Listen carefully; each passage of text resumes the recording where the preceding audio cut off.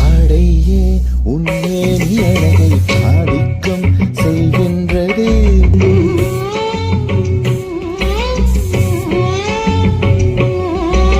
நாளைக்கே ஆனந்த விடுதலை காணட்டும், காணாத உறவில் கை தொட்டு மெய் தொட்டு,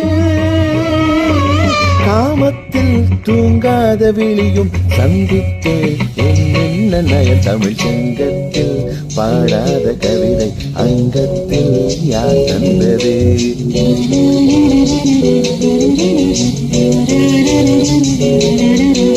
சந்தத்தில் மாறாத நடையோடு என் முன்னே யார் வந்தது?